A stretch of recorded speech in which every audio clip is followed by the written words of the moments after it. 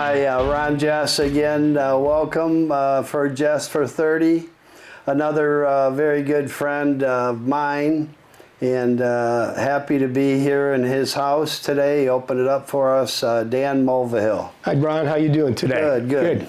Good seeing you again. Yes, sir. You too. Yeah. We have a little in common, our Michigan roots. Without a doubt, yeah. Yeah. Go blue, right? You got it. That's pretty easy.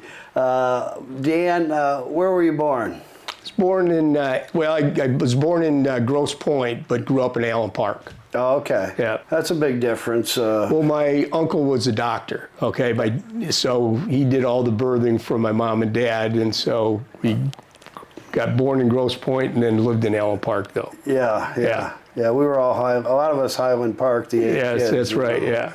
Now, what about grade school? Went to St. Mary Magdalene in Melvindale. Oh, really? Yeah. And then there's one out here in Brighton. Yeah, right. Yeah, it's when it popped up, but it's not the same one, though. No.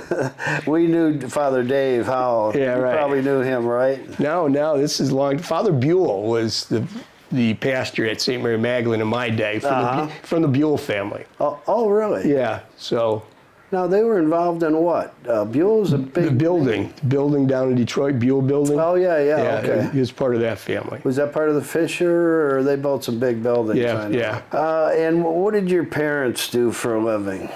My dad actually started off as a truck driver for J.L. Hudson, and then he worked himself up to be the very first safety supervisor for them, okay?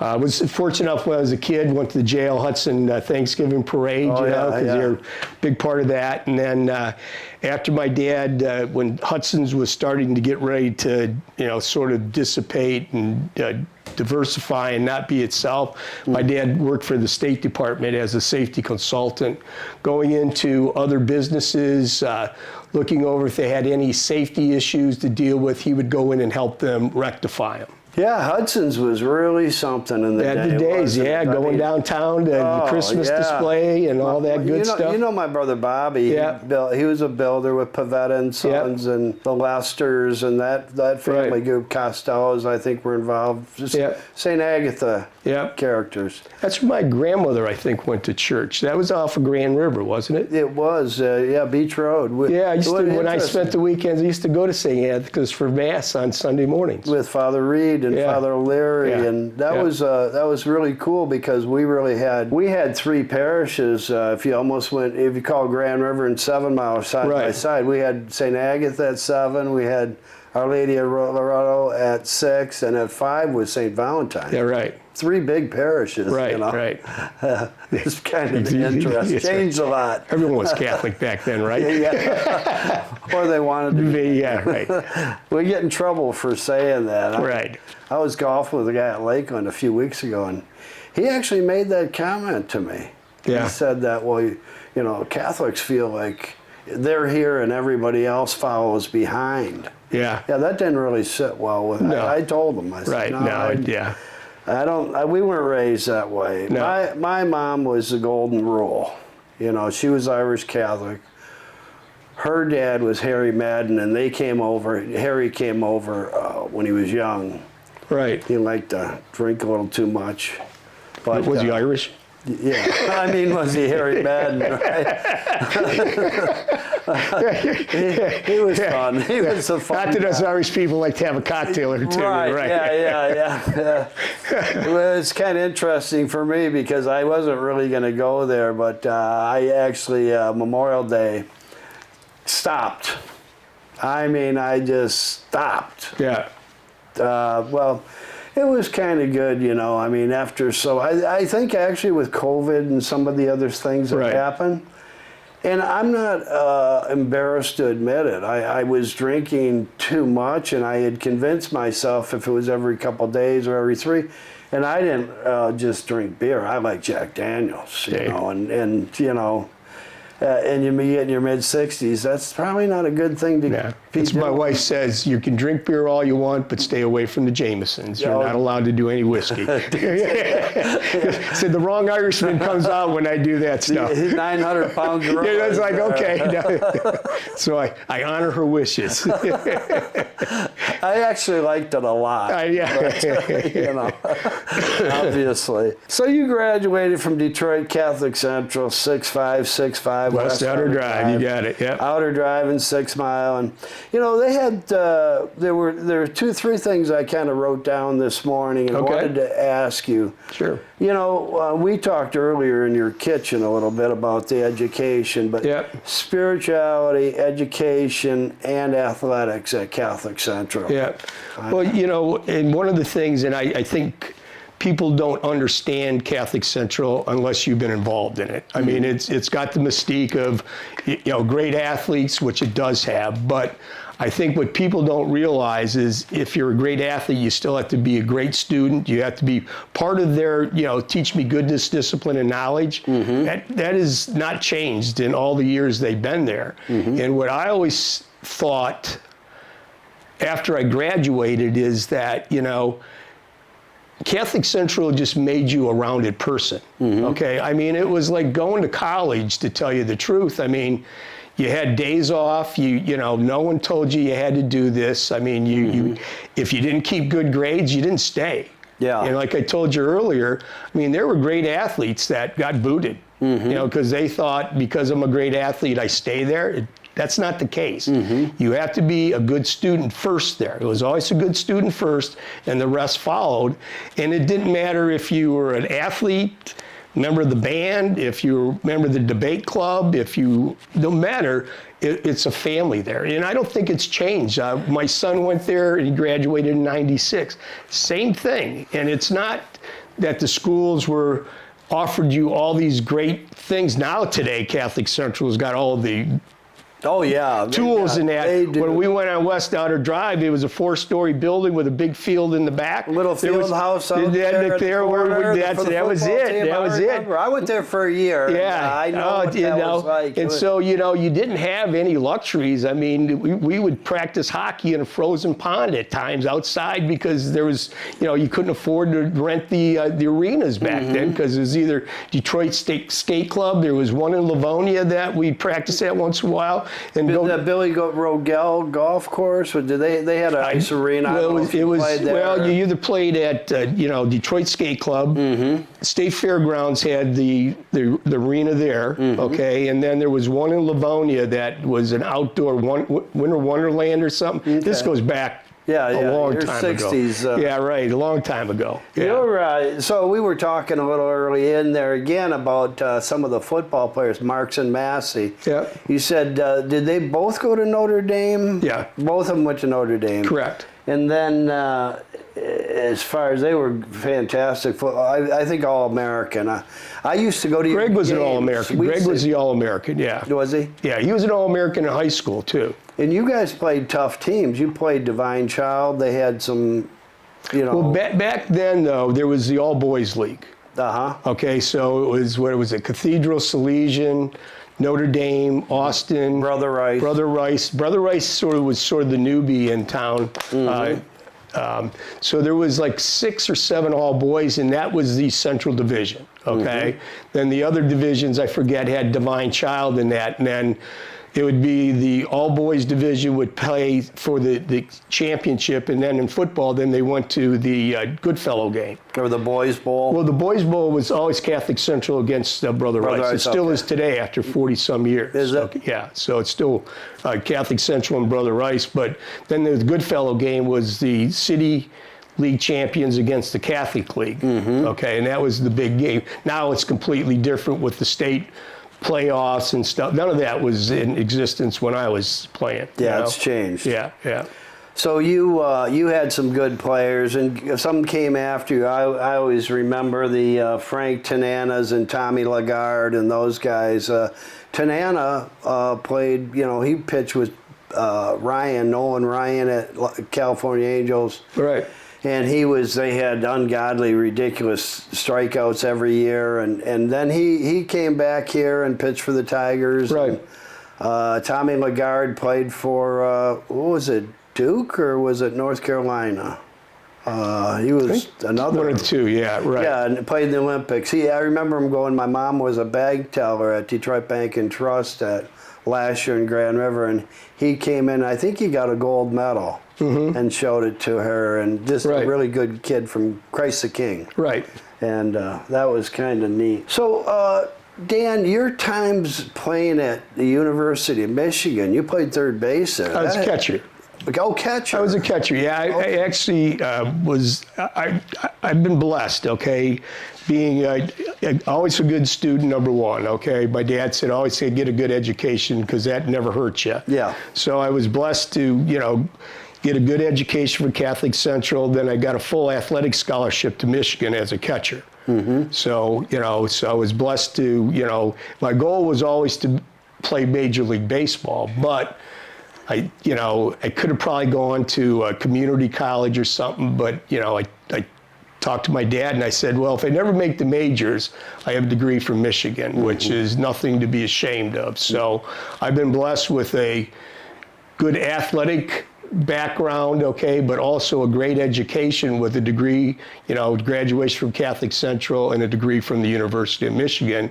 And I think that's helped me do what I've done in life with my family and my businesses and stuff like that. No, that's great. Yeah, my wife is a U of M graduate. Okay. So, yeah, she went to Michigan State for a year, and I think the last time, Rob, we were joking, maybe you didn't see it. I had Michelle, so, she's a hard one, as you know, to come after. You're following my wife through here. Right, yeah. Everybody likes her. Right. She's a good lady. Right. I mean, we fed 200 and some contractors yesterday in Livonia at Macomb Group, and they came from Johnny Green, and they came from Ford Motor and Chrysler and Detroit Diesel, and we just feed them. We flip burgers and dogs, and we get the Costco cake, and she makes her own potato salad. She sits up 200 at night. people? Oh, yeah. Wow. Yeah. Wow. A few weeks before, we had fed Traris, where one of the people, I'm a manufacturer's rep, ate in Coolidge. They're next to WWJ. We did the Taco Bell. We did all the same things for them, and it's kind of something we like to do. Nice. Yeah. Very nice. Yeah, it feels good. Right. It feels better for us. Right. You know how that is. Right. How that works. Yeah. Who did you marry? I married, her name was Kathy Ball. Yeah, I actually met Kathy after I was out of college. I met her when I was 24. One of those, I met her on a blind date. She was through a friend of mine, okay, his girlfriend. And when I met her, I just said, and it wasn't instantaneous between the two of us, I'll say that. But I did say, she's the one, So we just celebrated our 47th anniversary this month. Congratulations. Found the right one. We've got 2 children, Danny and Carrie, okay, and 2 great grandchildren, twins, a boy and a girl, Connor and Alexis. So I've been blessed with a great family too. That's awesome. Yeah. We have 44 years this year. And it's sort of unique in this world to be together that long. Yeah. But, when you find the right one, I think you know that. Well, we were kind of lucky. It was I think there was a little of that Italian-Irish thing. Okay. Her mom is Italian from Youngstown. I'm going to tell you a cute little story about Kathy. Kathy, she never thought she was Irish, okay? And she used to, every St. Patrick's Day, the Mulvihill group would be, at Stout at the time. We'd have her little corner and that. And then we did the 23andMe, okay? Oh. She got the results back. She ended up to be 40-some% Irish, okay? And so all of a sudden, she now is like, now that I'm Irish, okay, she feels really good. She likes celebrating St. Patrick's Day and that, but she never would hesitate to go with us. Yeah. But it wasn't the same knowing that she didn't know, she thought she was Italian and Indian and that. Yeah. But, she had 40% Irish in her, okay? And so now she's truly an Irish person. That's so weird you say that. Michelle was a DeGenova. Her mom's from Youngstown, Ohio. Right. And the grandpa was off the boat. Same thing happened. Yeah. Her dad was from the South. They thought he was from a bunch of horse thieves down. Yeah. But he was a colonel in the Army. Yeah. But she ultimately became, or win that 23andMe, same thing. Same thing. Well, Kathy's dad was from North Carolina. And her grandma, last name was Kent, but no one added the two together, okay? And so, but when the 23andMe came out, it was like, okay, she was all happy though. She's part of the Irish clan now. So you guys go up to Black Lake. I'm familiar. When we were kids, the Rourke family from St. Agatha. I don't know if you remember Gansky's. Oh, the Gansky's, very well. Right. Yeah, very well. Gansky. Al was one of my favorites. Kind of a wild group. Oh yeah, but Al was one of the best hunter fishermen you ever wanted to see. His picture's still in the 211 bar with the sturgeon. Yeah, the 211 bar. Yeah. Oh, he caught a big sturgeon. Well, it's like it was over 6 feet, 130 pounds. And what do they do? They go out at night. Do they use bow and arrows? Well, the spears. Okay, but it's you're only allowed to fish for them now. It's the Sturgeon Festival. It's the first weekend in February. It's sort of fun. They got a beer tent out there, and they get, like last year they had over, I think, 500 some people registered to do the sturgeon fishing. I mean, there's shanties all up and down the lake. The lake's, 10,000 acres. But, and then the first 6 sturgeon, once they're caught, it's done for the year. So it's really a sort of an interesting thing that, all these people are fishing for them. And if you catch them during the year, you're not allowed to keep them. And I've never caught one. I mean, they're bottom feeders, so and they can get old. I mean, you're talking 50 years old. And yeah. I was actually 3 years ago was fishing the drop off, and Black Lake is it's really shallow and sandy for about maybe a quarter to a half mile out. Then it drops off. There's a big drop off. So I was fishing right at the drop off. I was anchored, and I'm sitting there in the morning, and all of a sudden I see this huge fish just on the sand, about 8 feet deep. And I know water magnifies things in a sense, but this was just huge. I mean, it had to be at least 6 foot long and at least this wide. Yeah. But it just meandered, and I got dumbfounded. Instead of grabbing my phone and taking a picture, I'm sitting there mesmerized. And then by the time I realized I should be go get my phone, take a picture, the damn thing had already gone by. Well, you enjoyed it. Oh, it was fun. At least I seen the big one, because you hear them flopping all the time out there. Well, how'd you get into Black Lake? The family up there? Well, when I met Kathy, this was in '74 I met her, okay? She had been going up to Black Lake since she was like 3 or 4. Then her mom and dad lived on the lake for 25 years or more. And so when we were married, we used to go up there with the kids and that, and we just fell in love with the lake. It's cold. I do remember. Oh, it gets cold. It's cold swimming in that lake. Well, does it ever warm up? Well, yeah, because it's shallow. The shallow warms up to about 75, but then you go in the deep end. It's 50 foot deep, in the holes there up there. But it's a huge 50 foot because it's a big lake. But, so when the kids got grown in that, then we started to rent. We rented a cabin up there from Harmon's for about 4 or 5 years. And then we just said, you know what?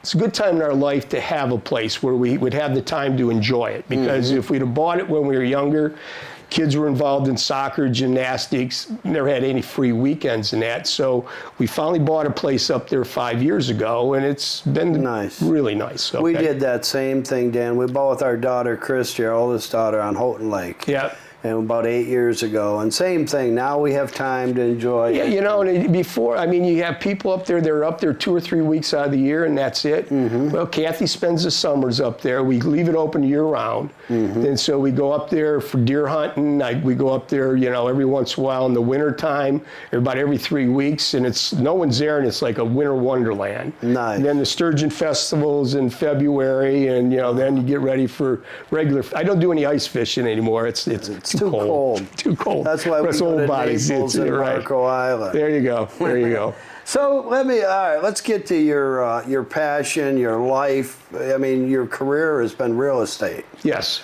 So tell me about how's that gone for you, Dan? Well, it was sort of, I'll give you a quick overview of, when I got out of college, I got my real estate license, okay? And I did it for about 2.5 years.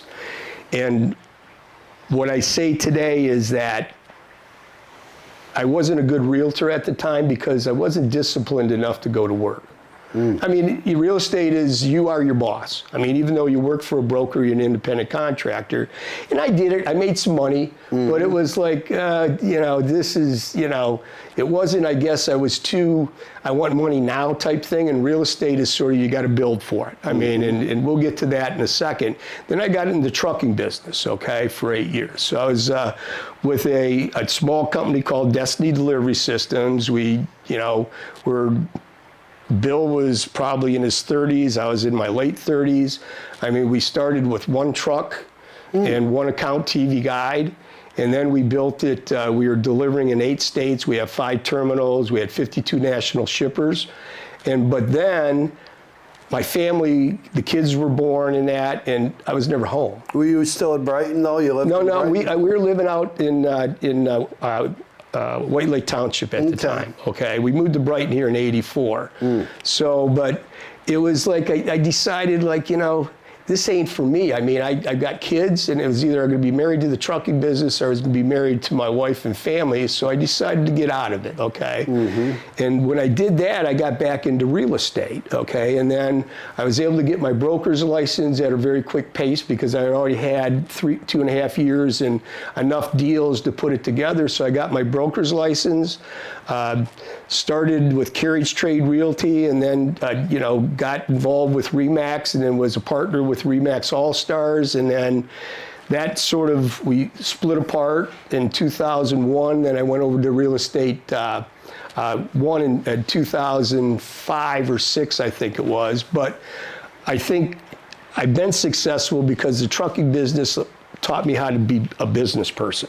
Okay, and when I got back into the real estate business, that's exactly, I set it up as a business, okay? I wanted to say, how do I market myself? And I was never one to do what other people do, okay? You go to all these seminars and, make these cold calls and that. So I got involved in the community. Nice. The chamber, Selcra, coached, and it was sort of, that's how I got to meet people, and that's how I got people to know me, okay? Everything in business is sort of name recognition.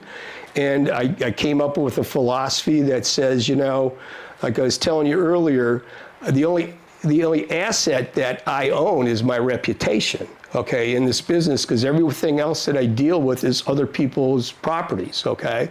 So I said the most important thing to me is my reputation. I will never do a deal that would jeopardize that. I have the same thing, and I think even no matter what business you're in, I think it doesn't matter. No. Wherever you go, it's following you, and it's a small world that's shrunk down a lot. And, we talked to our kids about that, when they were growing up and when they got into their careers. Yeah. So 08, 09 was crazy. I mean, that was the one that, I mean, on a personal note, I'll just speak to this. 08, 09 for me was 3 things. We purchased a piece of property up on M59 for $30,000. A guy had come out here then, and he told me, he was from the Far East Side. He said, "There's nothing happening out here." I said, "Really?" I said, "No." He says, "There's nothing going on." He says, "I'll sell you that 1.5 acres, 2 acres on M59, up in Heartland area, for $30,000. Well, I checked around, and the state of Michigan was wanting to widen M59, so they gave us $110,000 within about 9 months. Nice. Yeah, that was nice, but here wasn't so nice. So right at about the same time, then it got into be 05. That was a little before. Then 05 hit, and then we're buying at a premium, so we bought an acre on Boyne Mountain on the 5th hole of the monument, and I bought it for $120,000. Well, when 08, I tried to sell it almost right away. I knew this was not going to be good, and it was too late. By when 08 came around, or 07 it started, I was being offered $30,000 for something I just paid $120,000. Yeah. So and the bad thing about bad thing about that, we face the same things, but if you talk to your lenders in that at the time, next quarter is going to be big. And maybe they didn't know either, but it was always just hang in there, another quarter, but it never did. Yeah. And it just kept going worse. And in the business, it was really tough from a listing standpoint because the curve was going so far down, you could never catch it. You really couldn't. Yeah. I mean, you'd have a listing here, but you were still way off the mark, and it was tough because people were used to getting this, and the toughest thing for a seller to say or hear is that your property's not worth that, okay? Yeah. And I think everybody learned from that experience is that, you try to, but that was a tough curve to even predict or stay with because it just kept sliding down and down. Then they're upside down. Right. And that created the short sales, which was another mess. Dan, I would go to Powerhouse and I'd see Father Dave in there. I'd see Cullen Finnerty and I'd see Roger Butler and a lot of these buddies. We'd see Mike Gallagher, an attorney, a prosecutor from Howell. There were a lot of really cool people who went there. And I'd be in the sauna in there at that time and reading the Argus or the LCP, whatever it was at the time, but there would be 4 or 5 full pages, and guess what? I won't name them, but all of a sudden I'm looking for my buddies, and you know what? I'm seeing my friends in their homes, and I'd get home every day, and my wife would say, "What'd you see there in the paper with the foreclosure?" No, it was. I said, "I saw this person and this person and this." And it was sad, it really was. These people are really Well, here's what I didn't like about hard. that, okay, is that instead of helping people stay in their house, they kicked people out and sold the houses then for 20 to 25% cents on the dollar, okay? And you can't tell me that they couldn't have kept someone in their house for 50 cents on the dollar, readjusted the mortgages instead of having all these bad mortgages. And I know there was probably a numbers game for that, but if they would have done something like that, and this is me talking, but if they could have kept people in their houses, it would have kept values much greater, because how long did it take us, the ones that were able to keep their house, to recover? But a lot of people couldn't keep them to recover. And so if they would have come up with a better plan instead of kicking somebody out and then selling it to somebody else for less dollars, okay? Bringing the values down. The values down for everybody that still had their houses, okay? Yeah. And it was sort of like, God, couldn't there have been a better way to do this? I'm sure there was. And I don't know, there should have been, but I think not everybody could have stayed in their house, because that was the time is that you had no doc mortgages. Oh, can you afford a $400,000 house? Sure, just say this is what you make. So people were getting loans, mortgages, and then you'd go and say, well, we're going to give you another $75,000 line of credit. So people were saying, oh, this is great. But then when times got tough, guess what got tapped? That line of credit. So now when you're doing the short sales, now you had a first and a second to deal with, okay? So it was not a fun time to be in the real estate business. No, I'm sure. It wasn't fun. And it's a strange time now because it's a seller's market, I believe. Interest rates are climbing up to 7%. Right. And guess what? Your inventory is not great. No. I mean, only because we see it. Well, it's not. It's the inventory, and I don't think it's going to be better. Here's another thing.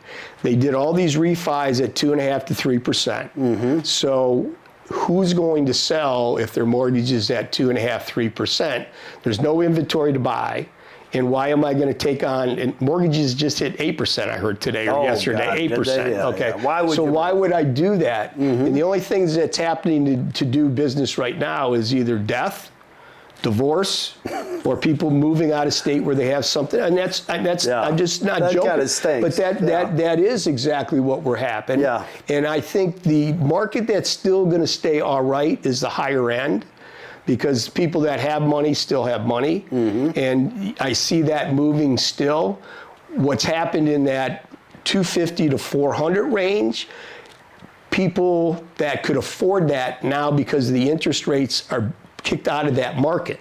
and there's no inventory really to speak of below 250 or 200. Not in Brighton. Not in Brighton, so you can't live out here to do that. So we're losing about 70% of our buyers, so to speak, because that market's not that they couldn't afford it at one time, it's being taken care of. Mm-hmm. Yeah. So your time on the Brighton board, chamber, that's great. I know you. You know what? Like I said, that's one of the things that I'm still involved in. Mm-hmm. Okay, it's part of the community. It's Rob's on it with us and that. And it's always been, I think, one of the main things. Okay, the events that are put on there. I mean, and really, the chamber is truly for the community and the business people. And I think if people realize from a business standpoint, and this is not really a chamber promotion, but it's a true thing, the services that you can get through the chamber, I'm talking about insurances, everything else for small business people, second to none. Really? Second to none, yes. I'm going to join, actually. I am. Well, there you go, see? You got Let Pam know I just got a new member. Since we promoted it, though, I'd like a discount on it. Yeah, right. Yeah, right. There you go. We had Peter Janopoulos on, and he's so funny. We had him at Lakeland. Yeah, right. That guy is super. I mean, Right. I love Peter and his family, and he's just funny. Right. But he kind of got jammed here, and I was wondering what the chamber thought about all that. I mean, 4 businesses probably went out of business that I know of, at least on Main Street after COVID. Yeah. Then Grand River shut their main artery. Yeah. I mean, we talked about this once before with Peter, actually. Right. And when I talked to him, I didn't mention it to him. When we did that interview, Rob, what was interesting with Peter, I had talked to him the day before he had to move out. Let me tell you, his language that day was way different with what he had when we did and I don't think he'd be offended me saying that, but he was really not happy with that deal. Well, and I don't know too much about, what created. What I heard is that the infrastructure had to be done with the new apartment complexes being put up. They got Lindbaum going to have another 144 units put out there. The infrastructure for the sewer and water was not big enough to handle all that. So that had to be done. Was there federal money in there? Or I have no idea. But I think the timing was probably poor. They didn't plan on, the timing of it. I think they probably could have did and I don't know, but it just seems shutting it all down could have been done a little different. And, they had everything tore up. I mean, you couldn't walk the sidewalks, and I felt bad for the businesses that were able to survive. They couldn't have made any money. Well, there's a nice steakhouse that went up. We know the Teresco family, Dan. Yeah, right. I'm sure you know those guys. Yeah. They're great people. And you can't get a reservation over there right now. It's a beautiful steakhouse and a beautiful building that's been empty for a few years. Yeah. But I think we're kind of wrapping up here.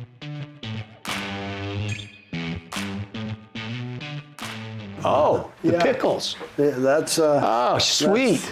This is well, they're not sweet pickles. No, but I remember when I close. came over to you in Michelle's house, you showed me them. Oh, did I? Yeah. Oh, I didn't know This is that. a surprise. Yeah. I mean, it's getting harder for me to do these things. I don't know. It's that arthritis in your hands, huh? Pretty much. Too much football and baseball and I'm hearing you. racquetball. Yeah, these are like the tradition. We call them the GD, garlic dill. Okay. Also, we call them the greatest pickles on the planet. So, Thank see you. what you think. Those are great. You like them? I do. They've got a great taste. And I think they got a crunchiness to them, which is, I hate pickles that are just mushy. Right. Okay, can't be mushy either. No, that's a plan after And 20 years. I would give that a 9.5. Oh, well. You know, nothing's perfect in life. I've got to try harder. Yeah, that's right. I want that 0.5% next. See, I did this to make you try harder, Ron. That's the story of my life. I swear to God, it's been, you know, all right, like, I'll give him a 10, okay? No, absolutely not. We'll take the 9.5. Okay, buddy. Thank you very much. Thank this was you. fun. It was fun. I it was fun. appreciate it. It's good to be with a pro. Well, thank you. Thank you.